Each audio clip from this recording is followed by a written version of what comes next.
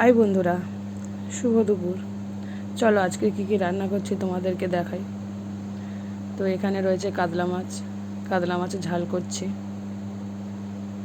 এদিকে আলু কেটে নিয়েছি, আলু ভাজবো। ডাল সিদ্ধও করা হয়ে গিয়েছে। এদিকে ভাতও করে নিয়েছি আমি।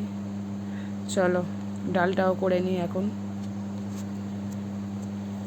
ডালও বসিয়ে দিয়েছি। ডালটা একটু পাতলা পাতলা করব, কারণ বেশি ঘন করলে আমার শ্বশুরমশাই খেতে চায় না, তো পাতলা রাখবো। হয়ে গেছে আমার ডাল, নামিয়ে নেব। এইদিকে মামামের ডিম সিদ্ধ হচ্ছে, ওকে দেবো আজকের ডিম সিদ্ধ, ডাল সিদ্ধ আর ভাতে একটু আলু হাতে দিয়েছি, আলু সিদ্ধ, তো ওটাই খাবে ও। তো আমি আলুও ভেজে নিচ্ছি পোস্ত দিয়ে। ডালের সঙ্গে আলু ভাজা না হলেও ঠিক চলে না, যতই মাছের ঝাল হোক আর ঝোল হোক। আর গোটা কত পাঁপড় ভেজে নেব। কড়াতে তেল দিয়ে দিয়েছি। বেশি ভাজবো না পাঁপড়, অল্প ভাজবো,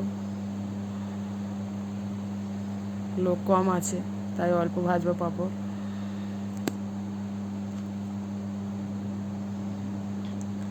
পাঁপড়গুলো ফুলছে না সেরকম, নাহলে এক একটা খুব ভালোই ফোলে পাঁপড়। পাঁপড়টা কদিন আছে বলে নরম হয়ে গেছে, তাই ফুলছে না, কম ফুলছে।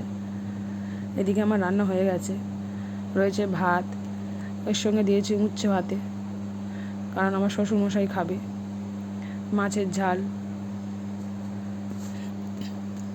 ডাল, আলু ভাজা, আর রয়েছে মামামের ডাল সিদ্ধ, ডিম সিদ্ধ, আর ভাতে তো বললাম আলু সিদ্ধ দিয়েছি ওর জন্য, আর রয়েছে পাঁপড় ভাজা।